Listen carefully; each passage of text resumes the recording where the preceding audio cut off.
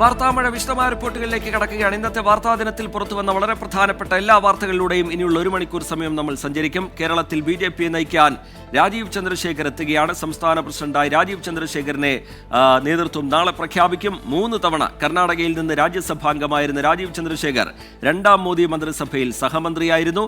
ഇക്കഴിഞ്ഞ തെരഞ്ഞെടുപ്പിൽ തിരുവനന്തപുരം ലോക്സഭാ മണ്ഡലത്തിൽ ശശി തരൂരിനോട് പരാജയപ്പെട്ടിരുന്നു. പുതിയ ഭാരവാഹികളെ BJP സംസ്ഥാന അധ്യക്ഷൻ നാമനിർദ്ദേശം ചെയ്യും. S. ശ്രീകാന്ത് തിരുവനന്തപുരത്ത് നിന്ന് വിവരങ്ങളുമായി ചേരുന്നുണ്ട്. ശ്രീകാന്ത്, ഈ ഗ്രൂപ്പ് സമവാക്യങ്ങൾക്കൊക്കെ അപ്പുറത്തേക്ക് ഒരു നേതാവിനെ തീരുമാനിക്കുന്നു കേന്ദ്ര നേതൃത്വം. പുതുതലമുറയിൽ ലക്ഷ്യമിട്ടുകൊണ്ടൊരു പ്രൊഫഷണലിനെയാണ് സംസ്ഥാന അധ്യക്ഷനായി തിരഞ്ഞെടുക്കുന്നത്. എങ്ങനെയാണ് ഈ തീരുമാനത്തെ കാണേണ്ടത്, വിശകലനം ചെയ്യേണ്ടത് ശ്രീകാന്ത്?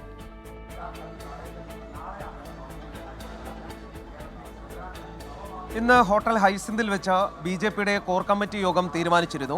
അതിൽ പ്രഭാരി പ്രകാശ് ജാവ്ദേക്കർ, സഹപ്രഭാരി അപരാജിത സാരംഗി എന്നിവർ പങ്കെടുക്കും എന്ന് അറിയിച്ചതുമാണ്.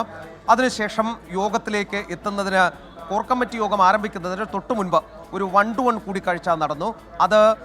ഈ 1-to-1 കൂടിക്കാഴ്ച നടത്തിയത് രാജീവ് ചന്ദ്രശേഖറുമായിട്ടാണ്. അത് പ്രഭാരിയും സഹപ്രഭാരിയുമാണ് ഈ 1-to-1 കൂടിക്കാഴ്ച നടത്തിയത്. ആ ഘട്ടത്തിൽ തന്നെ ഉറപ്പായിരുന്നു രാജീവ് ചന്ദ്രശേഖറാണ് പ്രസിഡന്റായി തിരഞ്ഞെടുക്കപ്പെടാൻ പോകുന്നത് എന്ന്. കാരണം ഇത് കോർ കമ്മിറ്റിയിലേക്ക് തീരുമാനം അറിയിക്കുന്നതിന് മുൻപ്, കേന്ദ്ര തീരുമാനം അറിയിക്കുന്നതിന് മുൻപ് 1-to-1 കൂടിക്കാഴ്ച പതിവാണ്.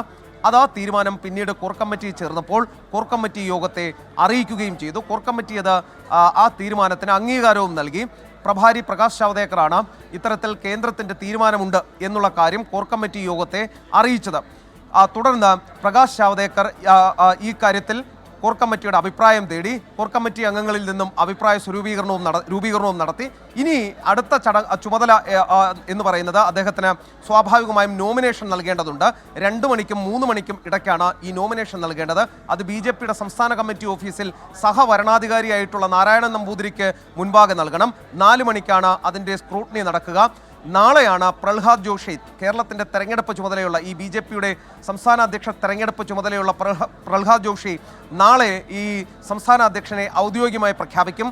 സംസ്ഥാന കൗൺസിൽ യോഗത്തിന് മുൻപാകെയാണ് ഈ പ്രഖ്യാപനം വരുന്നത്. ഇനി BJPയെ സംബന്ധിച്ചിടത്തോളം ഒരു മുഖം മാറ്റി പ്രതിഷ്ഠിക്കണം. ഇനി പരമ്പരാഗതമായ നേതാക്കൾ മാത്രം പോരാ, ഒരു മാറ്റം വേണം എന്നൊരാവശ്യം നേരത്തെ തന്നെ ഉയർന്നു വന്നിരുന്നു. ഗ്രൂപ്പുകൾക്ക് അതീതമായ ഒരു നേതാവ് വേണം എന്നൊരാവശ്യമാണ് ഉയർന്നു വന്നത്. ആ ആവശ്യം ഒടുവിൽ രാജീവ് ചന്ദ്രശേഖറിലേക്ക് വന്നെത്തുകയാണ് ഉണ്ടായത്. ഏറ്റവും പ്രധാനപ്പെട്ട കാര്യം, ന്യൂനപക്ഷങ്ങൾക്കിടയിലും യുവാക്കൾക്കിടയിലും അദ്ദേഹത്തിന് സ്വാധീനമുണ്ട് എന്നുള്ളതാണ്. പ്രത്യേകിച്ച് കേരളത്തിലെ കാലാവസ്ഥയിൽ ഹിന്ദുത്വം മാത്രം പറഞ്ഞാൽ അത് പാർലമെന്ററി രാഷ്ട്രീയത്തിൽ ഗുണം ചെയ്യില്ല എന്ന് BJP തിരിച്ചറിഞ്ഞിരിക്കുന്നു. ഹിന്ദുത്വത്തിനൊപ്പം വികസനം കൂടി കൂട്ടിച്ചേർത്തിരിക്കുന്നു. അതാണ് രാജീവ് ചന്ദ്രശേഖറിൻ്റെ വരവിലൂടെ BJP വ്യക്തമാക്കുന്നത്. ഇനി സമൂലമായ മാറ്റം BJP സംസ്ഥാന ഘടകത്തിൽ ഉണ്ടാകും എന്നുള്ളതാണ് പുറത്തുവരുന്ന വിവരം. രാജീവ് ചന്ദ്രശേഖറിനൊപ്പം പുതിയ സംസ്ഥാന കമ്മിറ്റി കൂടി ചുമതലയേൽക്കും. പുതിയ ഭാരവാഹികളെ BJP സംസ്ഥാന അധ്യക്ഷൻ നോമിനേറ്റ് ചെയ്യും. General secretary, vice president, secretary, treasurer അടക്കം പ്രധാനപ്പെട്ട ചുമതലകളിലേക്ക് പുതിയ ആളുകൾ എത്തും എന്നുള്ളതാണ് നമുക്ക് കിട്ടുന്ന വിവരം. ചിലപ്പോൾ ഇപ്പോഴുള്ള ചില ആളുകളെ നിലനിർത്താനും സാധ്യതയുണ്ട്. പെട്ടെന്നൊരു മാറ്റം, തലയുരുളൽ ഉണ്ടാകാനുള്ള സാധ്യതയുമില്ല. ചിലരെ നിലനിർത്തി പുതുതായി കുറച്ച് ആളുകളെ കൂടി കൂട്ടിച്ചേർത്തേക്കും. വർക്കിംഗ് പ്രസിഡന്റ് ഉണ്ടാകില്ല എന്നുള്ളതാണ് ഏറ്റവും ഒടുവിൽ നമുക്ക് കിട്ടുന്ന വിവരം. രാജീവ് ചന്ദ്രശേഖറിൻ്റെ വരവ് BJP കരുതുന്നത് അവരെ സംബന്ധിച്ചിടത്തോളം ഇനി വരാൻ പോകുന്ന തദ്ദേശ നിയമസഭാ തെരഞ്ഞെടുപ്പുകളിൽ ഗുണം ചെയ്യും എന്നുള്ളതാണ്. ഏറ്റവും പെട്ടെന്ന് തന്നെ, അടുത്ത സമയത്ത് തന്നെ RSSൽ നിന്നൊരു സംഘടനാ സെക്രട്ടറി കൂടി BJPയിലേക്ക് വരും. ശ്രീകാന്ത്, ഈ പുതുതലമുറയിലൊക്കെ സ്വാധീനമുണ്ടാക്കാൻ കഴിയും, അല്ലെങ്കിൽ വികസനത്തിൻ്റെ കാര്യം പറഞ്ഞുകൊണ്ടൊക്കെ സ്വാധീനമുണ്ടാക്കാൻ കഴിയുമെന്നൊരു കണക്കുകൂട്ടൽ BJP നേതൃത്വത്തിനുണ്ടാവുന്നു. ഈ ഗ്രൂപ്പ് സമവാക്യങ്ങൾ അവിടെ നിലനിൽക്കുന്നുമുണ്ട്. അതിനെ പാടെ തള്ളിക്കൊണ്ടാണ് കേന്ദ്ര നേതൃത്വം ഇങ്ങനെ ഒരു തീരുമാനമെടുക്കുന്നത്. പുതിയ അധ്യക്ഷന് മുമ്പിൽ രൂപപ്പെടാൻ പോകുന്ന വെല്ലുവിളികൾ എങ്ങനെയാണ്, അതിനെ എങ്ങനെയാണ് കാണേണ്ടത്? പ്രത്യേകിച്ച് വലിയ 2 ദൗത്യങ്ങൾ പുതിയ അധ്യക്ഷന് മുന്നിൽ നിൽക്കുന്നു: തദ്ദേശ തെരഞ്ഞെടുപ്പും നിയമസഭാ തെരഞ്ഞെടുപ്പും.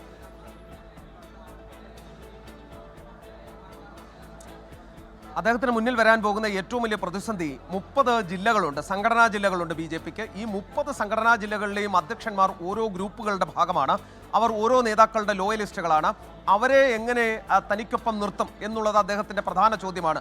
അതിനൊരു മറുപടിയും കൂടിയുണ്ട്. അതായത് ഈ സംസ്ഥാന അധ്യക്ഷൻ പുതുതായി വന്നു കഴിഞ്ഞാൽ ഈ ജില്ലാ അധ്യക്ഷന്മാർ സ്വാഭാവികമായും അതിലൊരു പകുതി ഭാഗമെങ്കിലും അദ്ദേഹത്തിനൊപ്പം നിൽക്കും എന്നൊരു കരുതൽ അദ്ദേഹത്തിന് ഇപ്പോൾ തന്നെയുണ്ട്. ഇനി മറ്റൊന്ന്, ഇനി വരാൻ പോകുന്ന തദ്ദേശ തെരഞ്ഞെടുപ്പാണ്.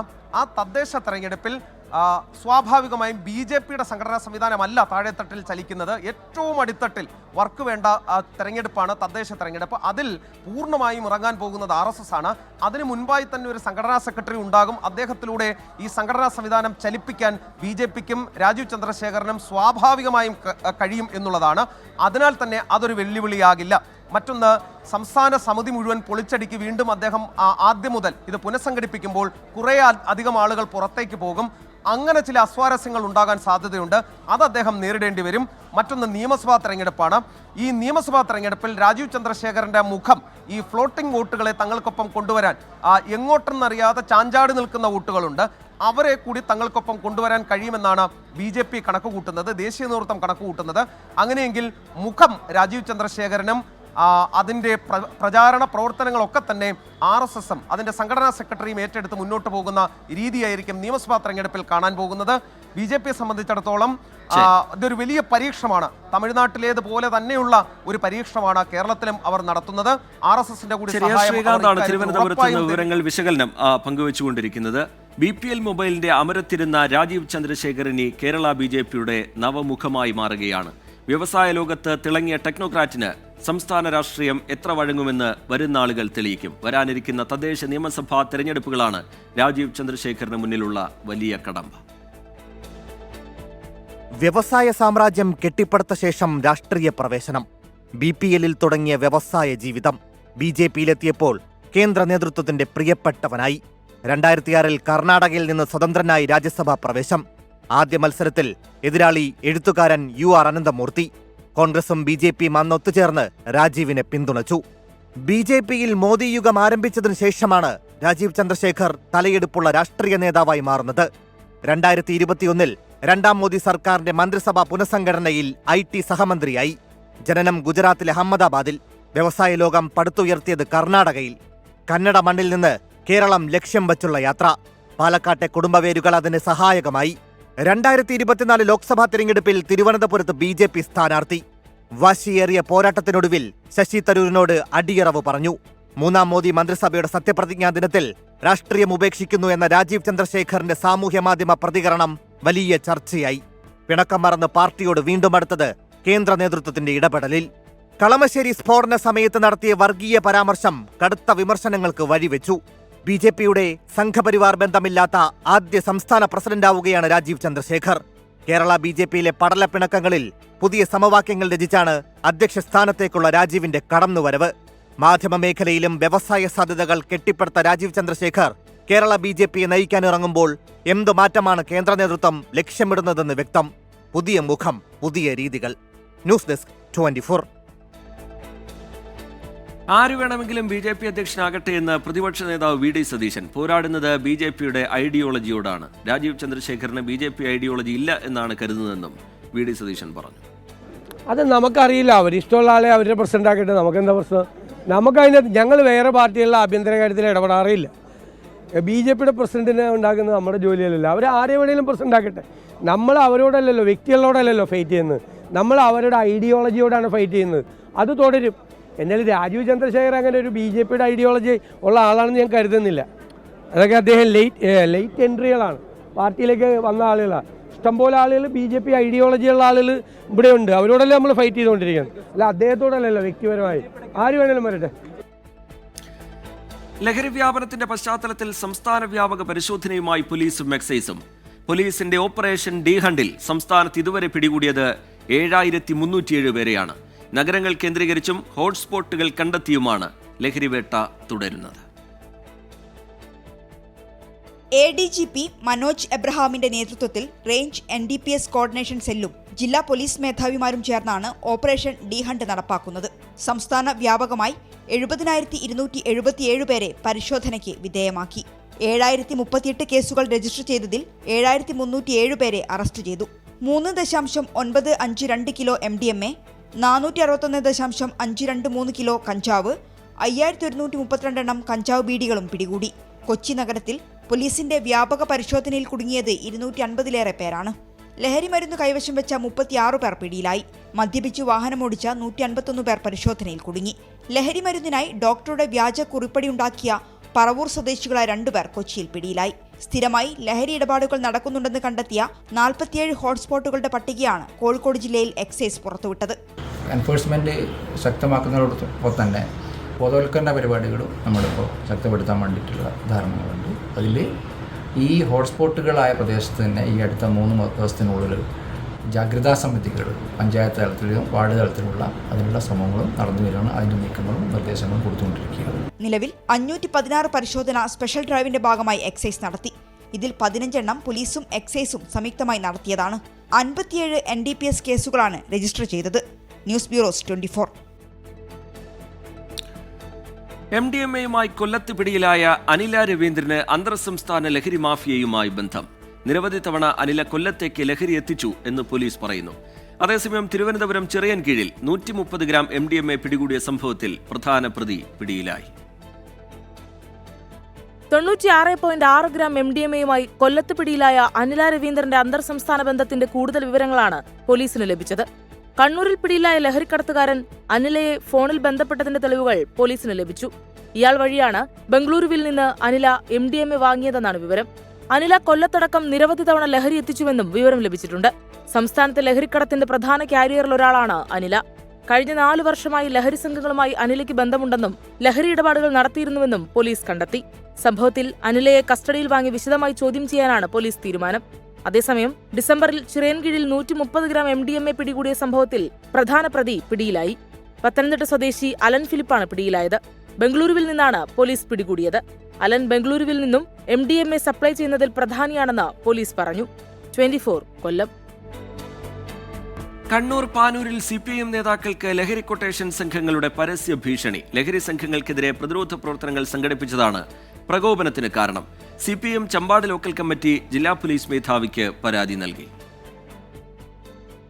പന്ന്യന്നൂർ പഞ്ചായത്തിലെ അരയാക്കൂൽ മേഖലയിൽ ലഹരി സംഘങ്ങൾക്കെതിരെ ജനകീയ ക്യാമ്പയിൻ ആരംഭിച്ചിരുന്നു. പഞ്ചായത്ത് അംഗവും പ്രാദേശിക CPIM നേതാക്കളും വിവരം നൽകിയതിന്റെ അടിസ്ഥാനത്തിൽ ലഹരി വിൽപ്പന നടത്തിയ 4 പേരെ പോലീസ് കസ്റ്റഡിയിലെടുത്തു. ഇതാണ് പ്രദേശത്തെ ലഹരി സംഘത്തെ പ്രകോപിപ്പിച്ചത്.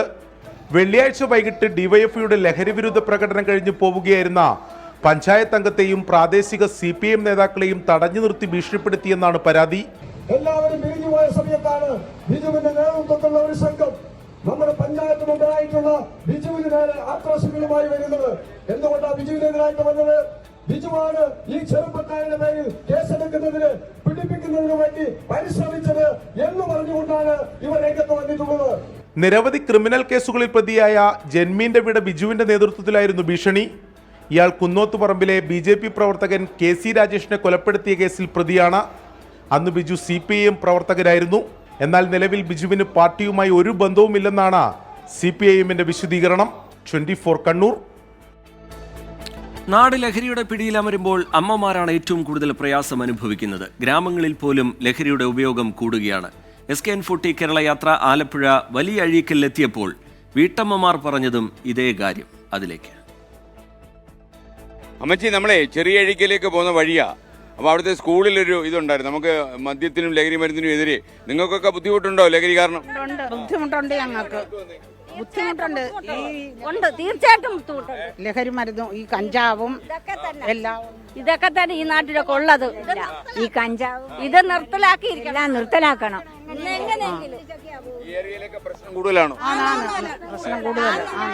ലഹരി മരുന്നുണ്ടോ, മറ്റേ സാധനം ഉണ്ടോ, മറ്റേ അറിയാൻ വയ്യത് MDMA ഒന്നുമില്ല. ഞങ്ങൾക്ക് ചീറ്റം വിളിച്ചൊക്കെയാ പോകുന്നത്. ഇവിടെ ഈ വണ്ടി പോകുന്നില്ല, അച്ചോ കേട്ടിരിക്കാൻ പറ്റത്തില്ല. പോകുന്നത് ഭയങ്കര തെറിവിളിയാ. കിടക്കാൻ പറ്റത്തില്ല, കൊച്ചു പെൺപിള്ളേർക്ക് കിടക്കാൻ പറ്റത്തില്ല ഇതിന്റെ അകത്ത്. സത്യമാ ഞങ്ങൾ പറയുന്നത്. എന്തിനാ അവർ ചീത്ത വിളിക്കുന്നത്? അവരിത് ഉപയോഗിച്ചിട്ട് ഇങ്ങനെ മതായിട്ട് പറയുന്നു. പിന്നെ തിക്കാനും വിളിച്ചു പോകേണ്ട കാര്യമുണ്ട്. എന്താ ചെയ്യണമെന്നറിയോ? ചൂലും എടുത്ത് ഇവിടെ നിൽക്കണം. അമ്മ അങ്ങോട്ട് പോകുമ്പോ തിരിച്ചു വരുമ്പോണ്ടല്ലോ നല്ല അടിച്ച് പരിച്ചു കൊടുക്കണം. മുളക് പൊടി എടുത്ത് വൈക്ക് സ്പീഡിന് പോവുകയാ വിളിച്ചോണ്ട്. ഞങ്ങൾക്ക് എങ്ങനെ പറ്റും അത്? അല്ലല്ലോ, പാലത്തിന്റെ അടുത്താണ് ഏറ്റവും കൂടുതൽ നടക്കുന്നത്. ഇത് ഞങ്ങൾക്ക് മദ്യം, മയക്കുമരുന്ന്, കഞ്ചാവ് ഇതെല്ലാമാണ് ഞങ്ങൾക്ക് നിർത്തറിയാവുന്നു. സത്യമായിട്ട് ഞങ്ങളുടെ ജീവിതം അവസാനിപ്പിക്കണമെന്ന് ഞങ്ങൾ തോന്നിപ്പോകുന്നു. അത്രയ്ക്ക് കുഴയാന്നു. എന്റെ പേടി കുഞ്ഞുങ്ങൾക്ക് മുട്ടായി കൊടുക്കത്തില്ല. ഇപ്പൊ പറയുന്നല്ലോ എല്ലാരും മുട്ടായി കഞ്ചാവ് കൊണ്ടുവന്ന്. അതാണ് പേടി. കുഞ്ഞുങ്ങൾ മേടിച്ച് കഴിക്കും. എനിക്കൊരു മോനേ ഉള്ളൂ. എന്റെ മോള് സുനാമിക്ക് മരിച്ചുപോയി. എന്റെ ഭർത്താവ് നഷ്ടപ്പെട്ടു. പിന്നെ മോനൊരു കുടിയനായിരുന്നു. ഇപ്പൊ ഒരു അങ്കമാലിയിൽ ഒരു ചെറിയൊരു ജോലി കിട്ടി. അങ്ങനെ അവൻ പോയി. സന്ധ്യ കഴിഞ്ഞാൽ കുഞ്ഞുങ്ങളെ പുറത്തോട്ട് വിടാൻ പോലും പേടിയാ. വൈകുന്നേരം 5 മണിയാകുമ്പോ ആദ്യം കയറുക. എങ്ങോട്ടാ ഏതാന്നറിയാൻ വയ്യാതെ. അതാ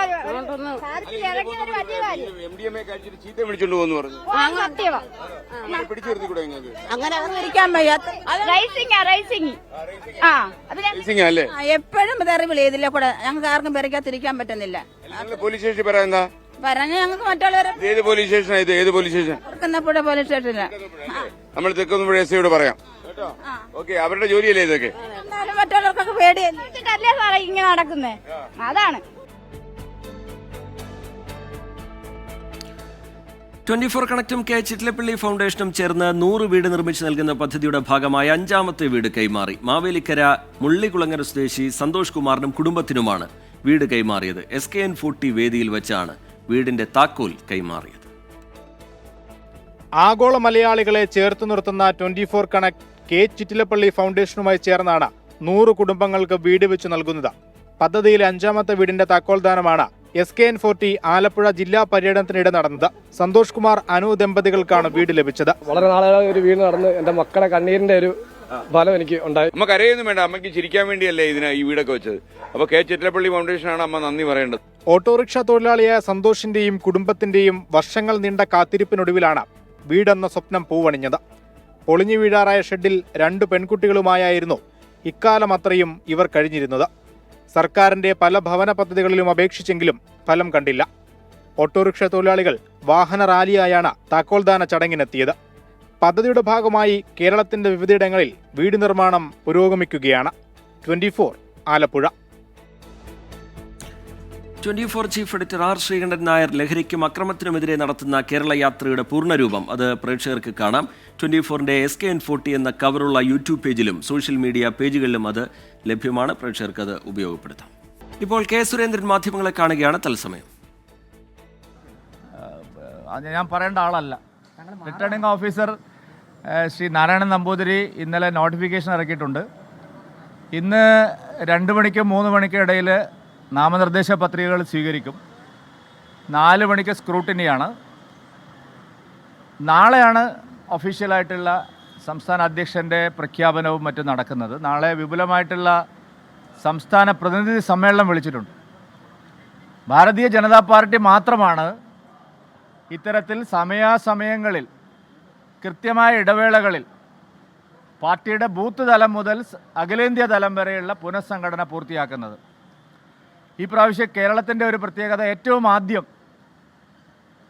കാരണം ഇവിടെ ഉപതെരഞ്ഞെടുപ്പുകൾ അടക്കം ഉണ്ടായിട്ടും ഏറ്റവും ആദ്യം ബൂത്ത് തലം മുതൽ സംസ്ഥാന തലം ജില്ലാതലം വരെയുള്ള എല്ലാ സംഘടനാ തെരഞ്ഞെടുപ്പുകളും കൃത്യമായിട്ട് പൂർത്തിയാക്കാൻ കഴിഞ്ഞു.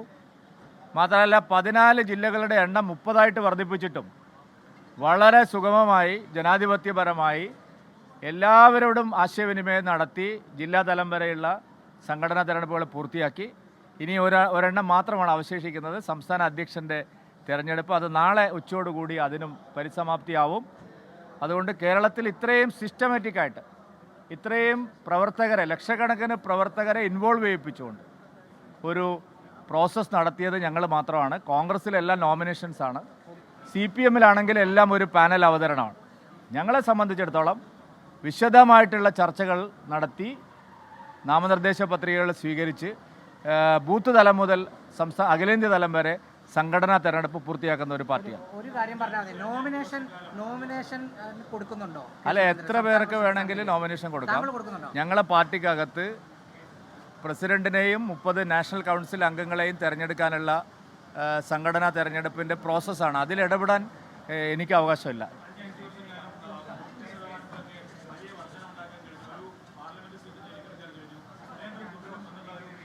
അല്ല, അതൊക്കെ നാളെ എൻ്റെ ചടങ്ങിൽ ഞാൻ വിശദമായിട്ട് പറയും ആ കാര്യങ്ങൾ. ഇന്നേ അത് പറയേണ്ട ആവശ്യമില്ല. അതുകൊണ്ട് സംഘടനാ തെരഞ്ഞെടുപ്പ് പൂർത്തിയായതിന് ശേഷം വിശദമായിട്ട് നാളത്തെ യോഗത്തിൽ പുതിയ പ്രസിഡന്റും പഴയ പ്രസിഡന്റും നാളത്തെ യോഗത്തിൽ സംസാരിക്കും. അല്ല, ഞങ്ങളെ സംബന്ധിച്ച് ഞാൻ പറഞ്ഞല്ലോ, കൃത്യമായ ഇടവേളകളിൽ ഞാൻ തന്നെ പുതിയ പ്രസിഡൻ്റായത് സംഘടനാ തിരഞ്ഞെടുപ്പിലൂടെ ഈ 5 വർഷത്തെ മാറുന്നതിലൂടെയാണല്ലോ. അപ്പോൾ ഞങ്ങളുടെ പാർട്ടിക്കകത്ത് അങ്ങനെയുള്ള മാറ്റങ്ങളുണ്ട്. അതിനെ ഞങ്ങൾ എപ്പോഴും സ്വാഗതം ചെയ്തിട്ടേ ഉള്ളൂ. വളരെ അല്ല, ഞാൻ പറഞ്ഞല്ലോ, ആ പ്രോസസ്സിനെ പറ്റി എനിക്ക് പറയാനുള്ള അവകാശമില്ല. അതുകൊണ്ട് ഞാൻ നാളെ പറയാം. പൂർത്തിയാക്കിയതിന് ശേഷം നമുക്ക് വിശദമായിട്ട് നാളെ പറയാം. സംസ്ഥാന BJPക്ക് പുതിയ അധ്യക്ഷൻ വരികയാണ്. രാജീവ് ചന്ദ്രശേഖർ BJPയുടെ സംസ്ഥാന അധ്യക്ഷനാകും. നാളെയാണ് അതിൻ്റെ ഔദ്യോഗിക പ്രഖ്യാപനം ഉണ്ടാവുക. കെ സുരേന്ദ്രൻ മാധ്യമങ്ങളെ കാണുകയായിരുന്നു. അതിൻ്റെ നടപടിക്രമങ്ങളുമായി ബന്ധപ്പെട്ട കാര്യങ്ങൾ വിശദീകരിക്കുകയായിരുന്നു. ഇടുക്കി തൊടുപുഴയിൽ ബിജു ജോസഫിനെ കൊലപ്പെടുത്തിയത് ദിവസങ്ങളുടെ ആസൂത്രണത്തിനൊടുവിൽ. എന്നാൽ കാപ്പ കേസ് പ്രതിയെ കൊട്ടേഷൻ ഏൽപ്പിച്ചതോടെ കൊലപാതക ശേഷമുള്ള ആസൂത്രണങ്ങൾ പാളുകയായിരുന്നു. അറസ്റ്റിലായ 3 പ്രതികളുമായും പോലീസ് സംഭവസ്ഥലത്ത് തെളിവെടുപ്പ് നടത്തി. തലക്കേറ്റ ക്ഷതമാണ് മരണകാരണമെന്ന് പോസ്റ്റ്മോർട്ടം റിപ്പോർട്ട്. ബിജുവിനെ ലക്ഷ്യമിട്ട് പ്രതികളെത്തിയത് ഈ മാസം 15-ന്. ബിജുവിന്റെ ഓരോ ദിവസത്തെയും നീക്കങ്ങൾ പ്രതികൾ സമയമെടുത്ത് നിരീക്ഷിച്ചു. 19-ന് രാത്രി തട്ടിക്കൊണ്ടുപോകാൻ നീക്കം. എന്നാൽ പ്രതികളുടെ കണക്കുകൂട്ടലുകൾ തെറ്റിച്ച് ബിജു നേരത്തെ വീട്ടിൽ മടങ്ങിയെത്തി. അന്ന് രാത്രി മുഴുവൻ പ്രതികൾ ബിജുവിന്റെ വീടിന് സമീപം തങ്ങി. വ്യാഴാഴ്ച പുലർച്ചെ 4 മണിക്ക് അലാറം വെച്ചുണർന്നു. ബിജുവിന്റെ സ്കൂട്ടറിനെ പിന്തുടർന്ന പ്രതികൾ വാഹനം തടഞ്ഞു നിർത്തി വലിച്ചു കയറ്റുകയായിരുന്നു. കേസിലെ പ്രതിയായ ജോമിനും ബിജുവിനോട് വിരോധമുണ്ടായിരുന്നു. ചെറുപുഴയിലെ സ്ഥാപനത്തിൽ ജോലി ചെയ്ത വകയിൽ 1 ലക്ഷം രൂപയോളം ഇയാൾക്ക് ബിജു നൽകാൻ ഉണ്ടായിരുന്നതായാണ് മൊഴി. എന്നാൽ ബിജുവും ജോമോനും തമ്മിൽ സാമ്പത്തിക ഇടപാടുകൾ ഉണ്ടായിരുന്നത് അറിവില്ലെന്നും ബിജുവിന്റെ ഭാര്യയെ ഫോണിൽ വിളിച്ച് ജോമോൻ ഭീഷണിപ്പെടുത്തിയിട്ടുണ്ടെന്നും സഹോദരൻ ജോസ്.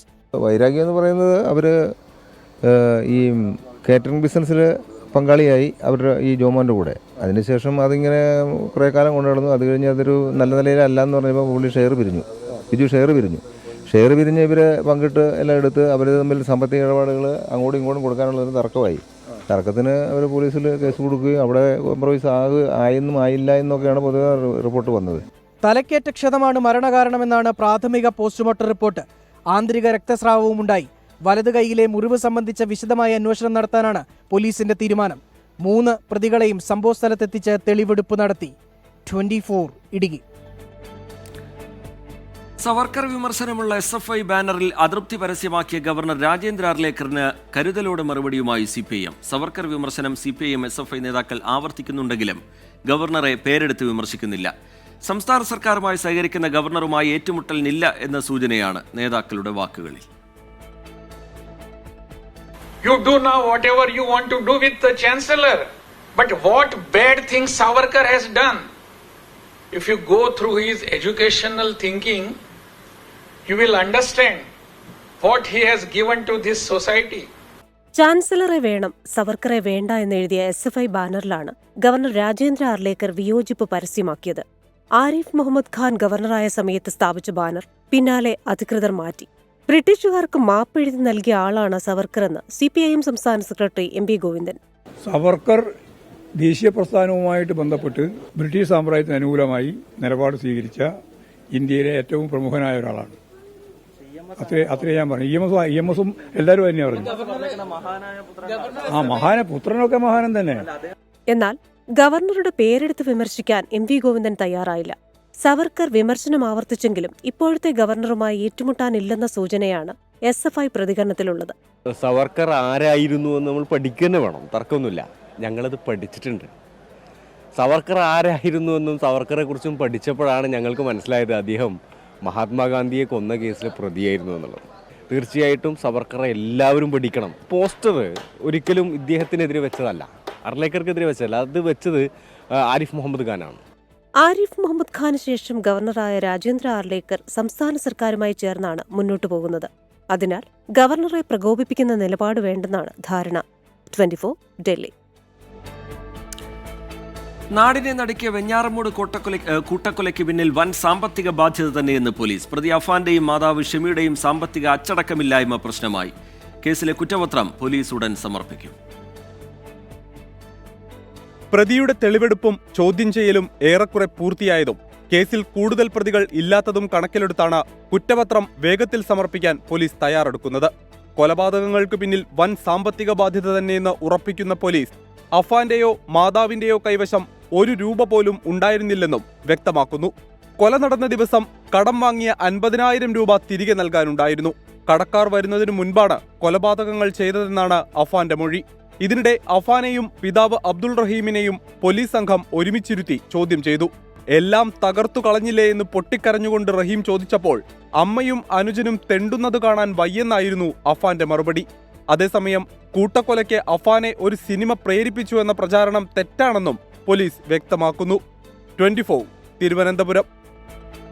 പത്തനംതിട്ട പെരുന്നാടിൽ SNDP സംയുക്ത സമിതിയുടെ നേതൃത്വത്തിൽ ഷർട്ട് ധരിച്ച് ദേവസ്വം ബോർഡ് ക്ഷേത്രത്തിൽ കയറി ഭക്തർ.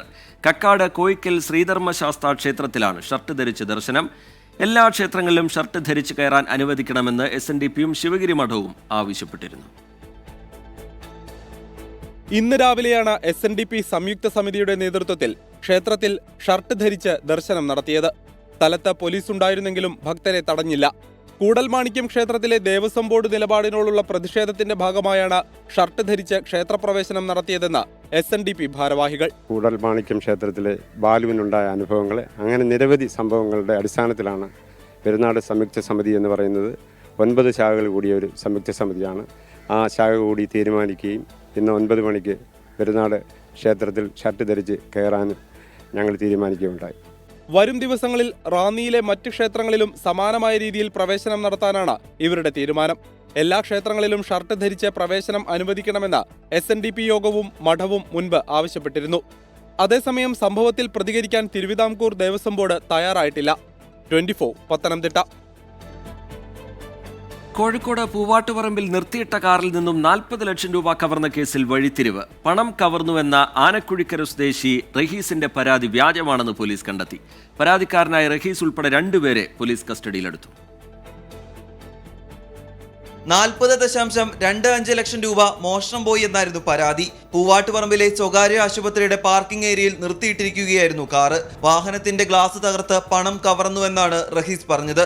എന്നാൽ പണത്തിന്റെ ഉറവിടം സംബന്ധിച്ച പോലീസിന്റെ സംശയമാണ് കേസിന്റെ ചുരുളഴിച്ചത്. പരാതിക്കാരനായ റഹീസിന്റെ ഭാര്യ പിതാവ് സൂക്ഷിക്കാൻ നൽകിയതാണ് പണമെന്ന വാദം ആദ്യം തന്നെ പൊളിഞ്ഞു. CCTV ദൃശ്യങ്ങളിൽ പ്രതി ഉൾപ്പെടെ 2 പേർ പണവുമായി വാഹനത്തിൽ രക്ഷപ്പെടുന്നത് കാണാം.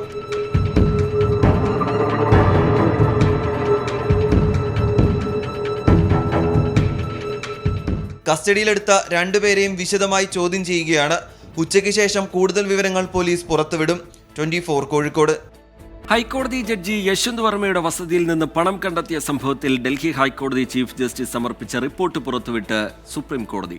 തനിക്കെതിരായ ഗൂഢാലോചനയെന്ന് യശ്വന്ത് വർമ്മയുടെ വിശദീകരണം. സുപ്രീം കോടതി ചീഫ് ജസ്റ്റിസ് സഞ്ജയ് ഖന്ന രൂപീകരിച്ച 3-അംഗ സമിതി ഉടൻ അന്വേഷണം ആരംഭിക്കും. ജഡ്ജി യശ്വന്ത് വർമ്മയുടെ വസതിയിൽ നിന്നും കണ്ടെത്തിയ പണത്തിന്റെ ദൃശ്യങ്ങൾ, ഡൽഹി ഹൈക്കോടതി ചീഫ് ജസ്റ്റിസ് DK ഉപാധ്യായ സമർപ്പിച്ച റിപ്പോർട്ട് എന്നിവയാണ് സുപ്രീം കോടതി പുറത്തുവിട്ടത്. കത്തിക്കരിഞ്ഞ നോട്ടുകെട്ടുകൾ ഒരു ഫയർഫോഴ്സ് ഉദ്യോഗസ്ഥൻ പരിശോധിക്കുന്നത് ദൃശ്യങ്ങളിലുണ്ട്.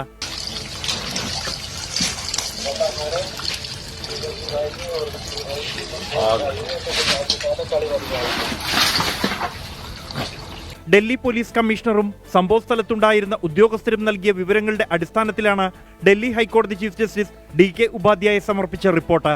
സംഭവത്തിൽ ആഴത്തിലുള്ള അന്വേഷണം വേണമെന്നാണ് റിപ്പോർട്ടിലെ ശുപാർശ.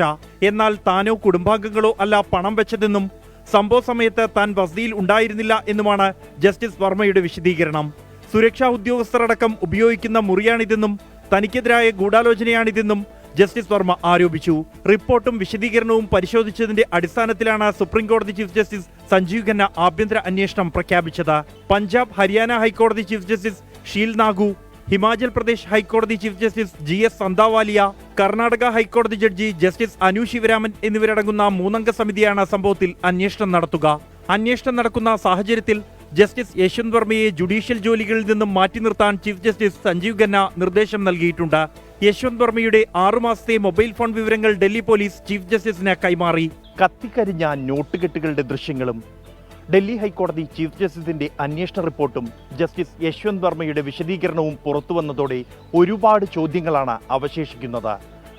ആഭ്യന്തര അന്വേഷണ സമിതിയുടെ അന്വേഷണത്തിലൂടെ മാത്രമേ ഇക്കാര്യത്തിൽ വ്യക്തതയുണ്ടാകൂ.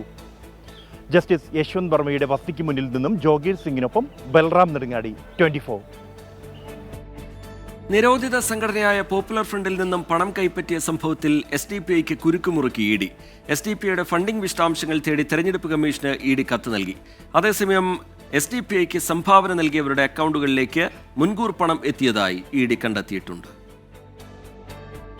രാഷ്ട്രീയ പാർട്ടി എന്ന നിലയിൽ SDPIയുടെ തെരഞ്ഞെടുപ്പ് ചിലവുകൾ, സംഭാവനകൾ ഉൾപ്പെടെയുള്ള വിവരങ്ങൾ ആവശ്യപ്പെട്ടാണ് ED തെരഞ്ഞെടുപ്പ് കമ്മീഷന് കത്ത് നൽകിയത്. തെരഞ്ഞെടുപ്പ് കമ്മീഷന് നൽകിയ കണക്കുകളും ED അന്വേഷണത്തിലൂടെ കണ്ടെത്തിയ വിവരങ്ങളും ശരിയാണോ എന്ന് വിലയിരുത്തുകയാണ് ലക്ഷ്യം.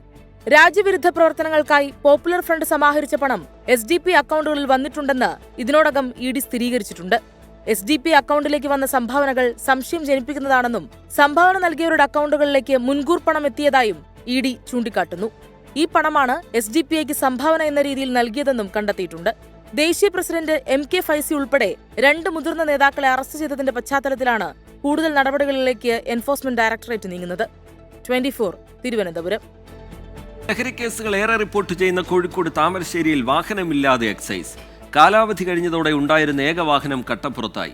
പുതിയ വാഹനത്തിനായി അപേക്ഷ നൽകിയിട്ടും നടപടിയൊന്നും ഉണ്ടായിട്ടില്ല. ദിനംപ്രതി താമരശ്ശേരിയിൽ റിപ്പോർട്ട് ചെയ്യുന്നത് നിരവധി ലഹരി കേസുകളാണ്. ഒരു മുനിസിപ്പാലിറ്റിയും 11 പഞ്ചായത്തുകളും 5 പോലീസ് സ്റ്റേഷനുകളും ഉൾപ്പെടുന്നതാണ് താമരശ്ശേരി എക്സൈസ് റേഞ്ച് പരിധി. പക്ഷെ ഉദ്യോഗസ്ഥർക്ക് ജോലി ചെയ്യണമെങ്കിൽ സ്വന്തം വാഹനം തന്നെ ഉപയോഗിക്കണം. സർക്കാർ വാഹനം കുറെ കാലമായി കട്ടപ്പുറത്താണ്.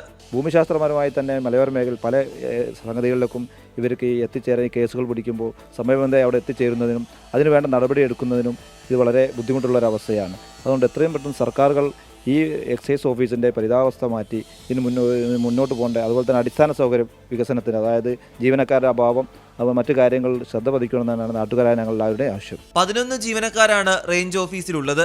15 വർഷ കാലാവധി കഴിഞ്ഞതോടെയാണ് വാഹനം ഉപയോഗശൂന്യമായത്. കൊടുവള്ളി സർക്കിൾ ഓഫീസിൽ ജോലി കുറവാണെങ്കിൽ അപേക്ഷ നൽകിയാൽ താൽക്കാലികമായി വണ്ടി വിട്ടുകിട്ടുമെന്നാണ് ഉദ്യോഗസ്ഥർ പറയുന്നത്. എന്നാൽ ആവശ്യത്തിന് ഇത് കിട്ടാറുമില്ല. ലഹരിക്കടിമകളായ യുവാക്കൾ സ്വന്തം അമ്മയെയും ഭാര്യയെയും കൊലപ്പെടുത്തിയതും MDMA വിഴുങ്ങി യുവാവ് കൊല്ലപ്പെട്ടതും താമരശ്ശേരിയിലാണെന്നതും പ്രശ്നത്തിന്റെ ഗൗരവം വർദ്ധിപ്പിക്കുന്നു. ലഹരിക്കെതിരെ യുദ്ധം പ്രഖ്യാപിച്ച് പോരാട്ട പാതയിൽ മുന്നോട്ടു പോകുമ്പോഴാണ് അടിസ്ഥാന സൗകര്യങ്ങളില്ലാതെ എക്സൈസ് വകുപ്പ് നെട്ടോട്ടം ഓടുന്നത്. കട്ടപ്പുറത്തായ ഈ വാഹനത്തിന് പകരം പുതിയൊരു വാഹനം താമരശ്ശേരി റേഞ്ച് ഓഫീസിന് അനുവദിക്കണമെന്നാണ് നമുക്കും ആവശ്യപ്പെടുവാനുള്ളത്. ഷിജു ചവറയ്ക്കൊപ്പം രാഹുൽ സുരേഷ്, 24 കോഴിക്കോട്. സംസ്ഥാന സർക്കാരിന് പണം കണ്ടെത്താനുള്ള കുറുക്ക് വഴിയാണ് മദ്യവിൽപ്പനയെന്ന് KCBC സർക്കുലർ. നാടിനെ മദ്യലഹരിയിൽ മുക്കിക്കൊല്ലാൻ ശ്രമമെന്നും സർക്കാരിന്റെ ലഹരി വിരുദ്ധ പദ്ധതികൾ ഫലം കാണുന്നില്ല എന്നും സർക്കുലറിൽ പറയുന്നു. കത്തോലിക്ക ദേവാലയങ്ങളിൽ സർക്കുലർ വായിച്ചു.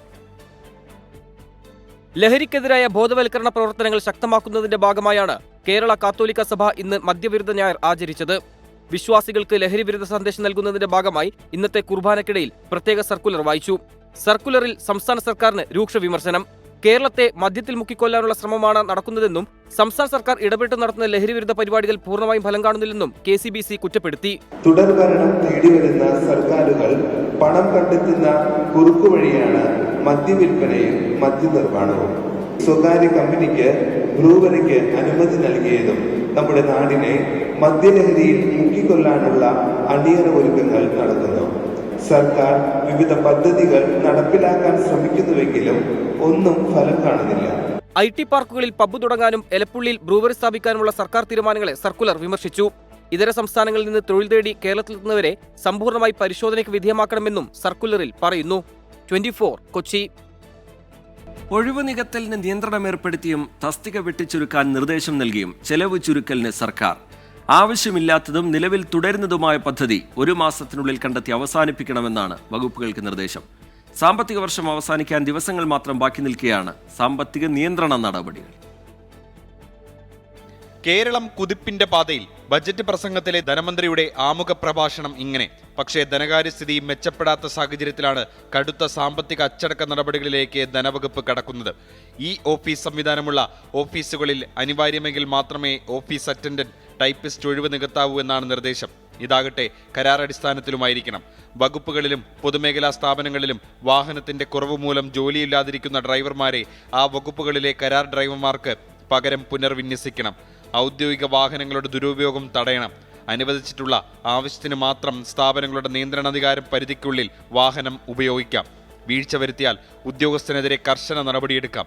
സർക്കാർ സഹായം നൽകുന്ന സ്ഥാപനങ്ങൾ സ്വന്തമായ വരുമാനത്തിന് പുറമെ വായ്പയടക്കമുള്ള മാർഗങ്ങൾ കൂടി തേടണം. ഈ സേവനങ്ങളുള്ള ഓഫീസുകളിൽ ബിൽ കൗണ്ടറുകൾ നിർത്തലാക്കണം. ഈ വകുപ്പിലെ ജീവനക്കാരെ മാതൃവകുപ്പുകളിലേക്ക് മാറ്റണം. അങ്ങനെ പോകുന്നു നിർദ്ദേശങ്ങൾ. അടുത്ത സാമ്പത്തിക വർഷം ധനപ്രതിസന്ധി രൂക്ഷമാകുമെന്ന കണക്കുകൂട്ടലിലാണ് സർക്കാരിന്റെ കർശന നിയന്ത്രണം. 24 തിരുവനന്തപുരം. CPM നേതാക്കളുടെ വിമർശനങ്ങൾക്ക് മറുപടിയുമായി സമരം ചെയ്യുന്ന ആശാ വർക്കേഴ്സ് 2 മിനിറ്റ് നടന്നാൽ മന്ത്രി ആർ ബിന്ദുവിന് തങ്ങളുടെ ആവശ്യങ്ങൾ നേരിട്ട് ചോദിക്കാമെന്നായിരുന്നു സമരസമിതി നേതാക്കളുടെ പ്രതികരണം. ചിലരുടെ കയ്യിലെ പാവയായി തീരാതിരിക്കാൻ ആശാ വർക്കേഴ്സ് ശ്രദ്ധിക്കണമെന്ന് EP ജയരാജൻ പറഞ്ഞു.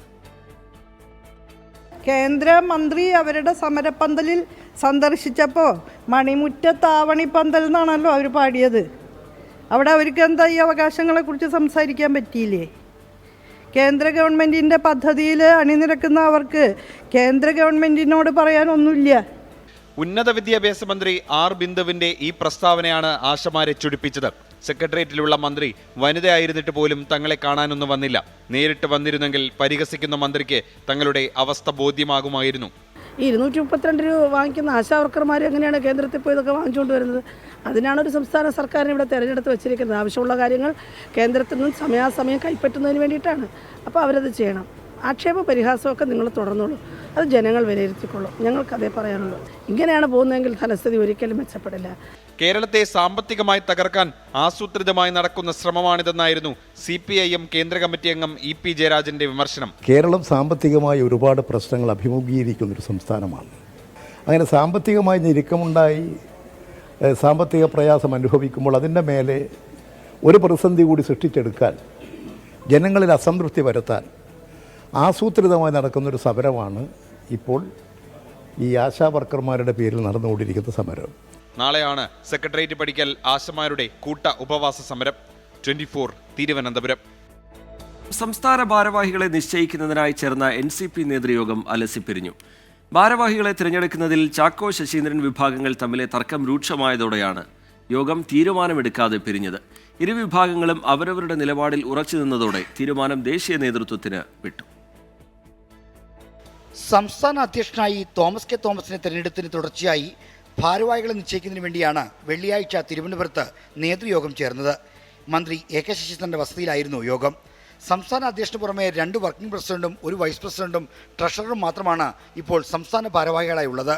3 വൈസ് പ്രസിഡന്റുമാരിൽ ഒഴിവുള്ള 2 തസ്തികകളിലേക്ക് AK ശശീന്ദ്രൻ വിഭാഗം റസാഖ് മൗലവിയെയും PC ചാക്കോ വിഭാഗം KR രാജനെയും നിർദ്ദേശിച്ചു. എന്നാൽ ഇപ്പോൾ വൈസ് പ്രസിഡന്റ് പദവിയിലുള്ള ലതിക സുഭാഷിന് ഏക വൈസ് പ്രസിഡന്റായി തുടരണമെന്നാണ് താല്പര്യം. റസാഖ് മൗലവിക്കും KR രാജനുമൊപ്പം വൈസ് പ്രസിഡന്റായി ഇരിക്കാനാവില്ലെന്നാണ് ലതിക സുഭാഷിന്റെ നിലപാട്. 14 ജനറൽ സെക്രട്ടറി തസ്തികയിലേക്ക് ആലപ്പുഴയിലെ മുൻ ജില്ലാ പ്രസിഡന്റ് സാദത്ത് ഹമീദിനെയും തിരുവനന്തപുരത്തെ മുൻ ജില്ലാ പ്രസിഡന്റ് ആട്ടുകാൽ അജിയെയും ശശീന്ദ്രൻ പക്ഷം നിർദ്ദേശിച്ചു. PC ചാക്കോയെ വിമർശിച്ചതിന്റെ പേരിൽ നടപടി നേരിട്ട ഈ 2 പേരെയും ഭാരവാഹികളാക്കുന്നതിനെ ചാക്കോ വിഭാഗം എതിർത്തു. ചാക്കോയ്ക്ക് വേണ്ടി PM സുരേഷ് ബാബുവാണ് എതിർപ്പ് അറിയിച്ചത്. സംശുദ്ധ പ്രതിച്ഛായയുള്ള ആലപ്പുഴയിലെ സാദത്ത് ഹമീദ് മുൻ ധനമന്ത്രി PK കുഞ്ഞിന്റെ ചെറുമകനാണ്. സാദത്തിന് ജനറൽ സെക്രട്ടറിയാക്കണമെന്ന നിലപാടിൽ ശശീന്ദ്രൻ ഉറച്ചു നിന്നു. ഇതോടെയാണ് ഭാരവാഹികളെ പ്രഖ്യാപിക്കാനാകാതെ യോഗം അലസിപ്പിരിഞ്ഞത്. തർക്കം മുറുകിയതോടെ തീരുമാനം ദേശീയ നേതൃത്വത്തിന് വിട്ടു. 27 ചേർന്ന NCP വർക്കിംഗ് കമ്മിറ്റി വിഷയം ചർച്ച ചെയ്ത് തീരുമാനമെടുക്കും. വർക്കിംഗ് കമ്മിറ്റി യോഗത്തിൽ ഭാരവാഹി തെരഞ്ഞെടുപ്പ് ചർച്ചയ്ക്കെടുക്കുമ്പോൾ ദേശീയ വർക്കിംഗ് പ്രസിഡന്റായ PC ചാക്കോയ്ക്ക് നിർണായക ഇടപെടൽ നടത്താനാകും. ഏകപക്ഷീയമായ തീരുമാനം വന്നാൽ NCP സംസ്ഥാന ഘടകത്തിൽ വീണ്ടും ഭിന്നത രൂക്ഷമാകാനാണ് സാധ്യത. R ശ്രീജിത്ത്, 24 തിരുവനന്തപുരം. പ്രമുഖ ടെക്സ്റ്റൈൽ ഗ്രൂപ്പായ സ്വയംവര സിൽക്സിന്റെ പുതിയ ഷോറൂം പാലക്കാട് പ്രവർത്തനം ആരംഭിച്ചു. പാലക്കാട് വിക്ടോറിയ കോളേജ് റോഡിൽ തുടങ്ങിയ പുതിയ ഷോറൂമിന്റെ ഉദ്ഘാടനം സിനിമാ താരം ജയറാം നിർവഹിച്ചു. സാമൂഹിക സാംസ്കാരിക വ്യവസായ രംഗത്തെ പ്രമുഖർ ഉദ്ഘാടന ചടങ്ങിൽ പങ്കെടുത്തു. സ്വയംവര സിൽക്സിന്റെ 9ാമത് ഷോറൂമാണ് പാലക്കാട് പ്രവർത്തനം തുടങ്ങിയത്. പാലക്കാട് വലിയ ഒരു സന്തോഷത്തോടെയാണ് നമ്മൾ വരവേറ്റതും. ഒരു പെട്ടെന്ന് നമ്മൾ ഒന്ന് ഫുഡ് റെസ്റ്റ് ചെയ്തപ്പോൾ തന്നെ നമുക്ക് ഭയങ്കര ഒരു ഹോംലി ഫീൽ നമുക്ക് ഇവിടെ ഉണ്ടാക്കാൻ പറ്റിയിട്ടുണ്ട്. അതുകൊണ്ട് തന്നെ പാലക്കാടിൻ്റെ ടേസ്റ്റും കാര്യങ്ങളും അറിഞ്ഞിട്ട് തന്നെയാണ് നമ്മൾ അതിൻ്റേതായിട്ടുള്ള രീതിയിലാണ് ഈ ഷോറൂം നമ്മൾ ഒരുക്കിയിട്ടുള്ളത്. വെഡിങ് കസ്റ്റമേഴ്സിനാണെങ്കിലും ഡെയിലി വെയേഴ്സിന് വേണ്ടിയിട്ടാണെങ്കിലും അത് മെൻസിനാണെങ്കിലും കിഡ്സിനാണെങ്കിലും എസ്പെഷ്യലി ലേഡീസിനാണെങ്കിലും എല്ലാവർക്കും വേണ്ടുന്ന എക്സ്ക്ലൂസീവായിട്ടുള്ള കളക്ഷൻസ് അവരുടേതായിട്ടുള്ള ടേസ്റ്റിനനുസരിച്ച് പാലക്കാടിൻ്റെ രീതിയിൽ തന്നെയാണ് നമ്മളെല്ലാം അറേഞ്ച് ചെയ്തിട്ടുള്ളത്. അപ്പോൾ എല്ലാവരും നമ്മളുടെ ഷോറൂം വിസിറ്റ് ചെയ്യണം, അഭിപ്രായങ്ങൾ പറയണം. ഇനി IPL വിശേഷങ്ങൾ.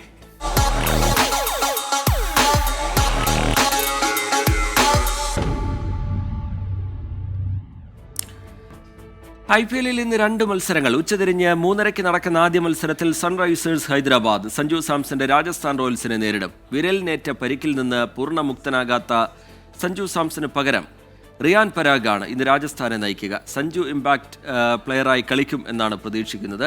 രാത്രി 7:30 Chennai super Kings Mumbai Indians block buster പോരാട്ടമാണ്. ഹർദിക് പാണ്ഡ്യ സസ്പെൻഷനിലായതിനാൽ സൂര്യകുമാർ യാദവാണ് മുംബൈയെ നയിക്കുന്നത്. MS ധോണിയെ വീണ്ടും കളത്തിൽ കാണാമെന്ന ആകാംക്ഷയിലാണ് ചെന്നൈ ആരാധകർ.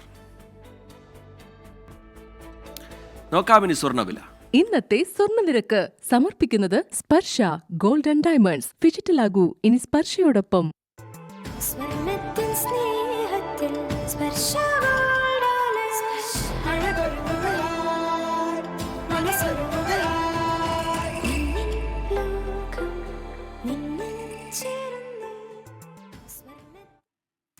കാലാവസ്ഥാ റിപ്പോർട്ട്. ഇപ്പോഴത്തെ കാലാവസ്ഥ സമർപ്പിക്കുന്നത് Berger paints 100 years of trust.